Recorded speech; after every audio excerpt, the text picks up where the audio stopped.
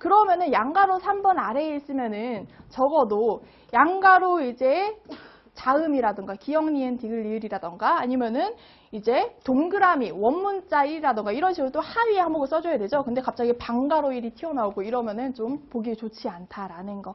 특히 이게 항목이 뭐 한두 개밖에 없으면 상관이 없는데 항목이 3개 이상 써야 되는 경우도 있잖아요. 근데 그런 경우에 체계를 잘 안 지키시고 번호 순서를 잘 안 지키시고 그 다음에 들여쓰기로 제대로 안 하셨다라고 하면 답안이 굉장히 좀 논리적인 흐름이 없어 보이기 쉽거든요. 그래서 번호 같은 거 넘버링 하실 때 항목의 번호 체계가 중복되지 않도록 쓰시는 게 중요합니다.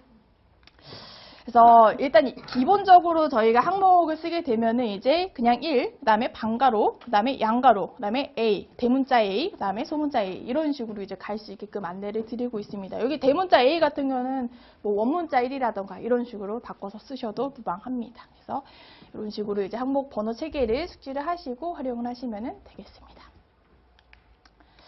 자, 그 다음에 자주 하시는 유형 4번째 실수, 문제에 제시된 어떤 정보를 그대로 쓰시는 경우, 이거는 서론본론 결론에 대해서 강박관념을 가지고 계신 분들이 이런 실수를 주로 하세요. 뭐 예를 들어서 문제가 소비자들은 각 상표 대안들을 평가할 때 여러 가지 심리적 효과에 의해서 영향을 받는다. 특히 소비자가 대안을 평가할 때 어떤 것, 그 영향을 받는 것에 맥락 효과가 있고, 맥락 효과 중에서도 유인 효과, 타협 효과, 유사성 효과라는 것이 있다.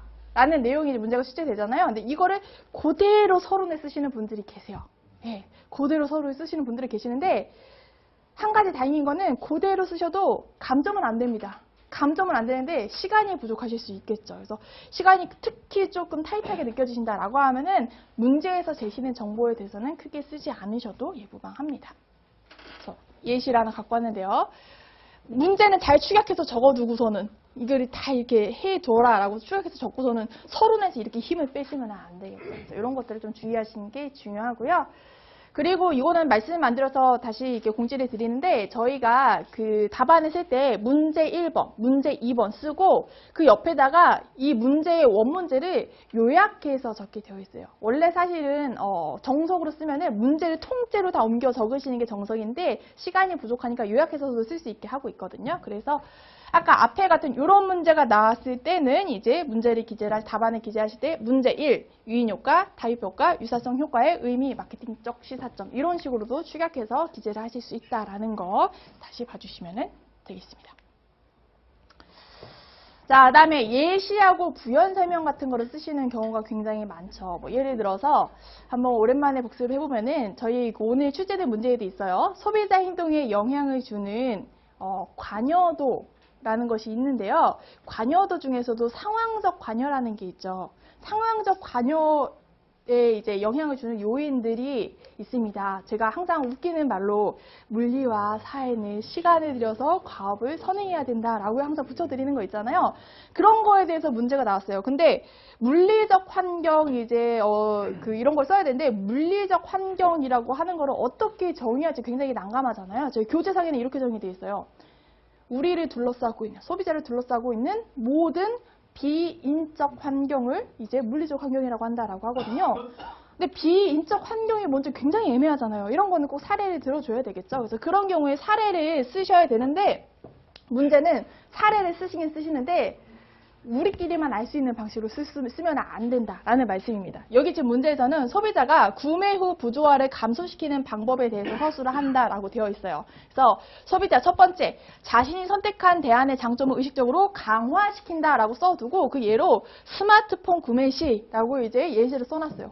근데 이거는 참 그 수업에서는 제가 선생님들께서 그런 답안을 했다면은 아 그런 거를 의도하셨구나라고 이해를 할 텐데 채점을 하시는 분들은 그래서 뭐라고 하실 수가 있다라는 거죠. 그래서 예시를 쓸 때에는 이거를 읽는 사람이 처음 보는 사람이 잘 이제 알아들을 수 있도록 풀어서 쓰시는 것도 중요하다라는 거 기억해 주시면 되겠습니다. 자, 그다음에 6번째 이제 자주 하시는 실수, 문장이 완결되지 않는다. 이거는 조금 주의하셔야 돼요. 아까 어미 같은 거는 통일시켜주는 게 좋지만 결정적인 건 아니다라고 말씀을 드렸잖아요. 근데 이거는 어미가 아니라 아예 그냥 어미를 붙이지 않고 명사로 딱 끝내버리는 경우는 조금 주의하셔야 돼요. 구매 후 부조화의 의미에 대해서 구매 후 부조화라고 하는 거는 소비자가 갖는 불안감이다 라고 해주셔야 되잖아요. 근데 불안감하고 딱 끝났어요.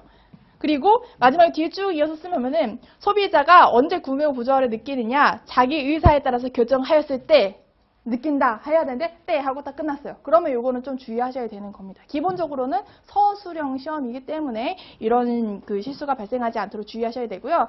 다만 한 가지 이런 걸 쓸 수 있는 거.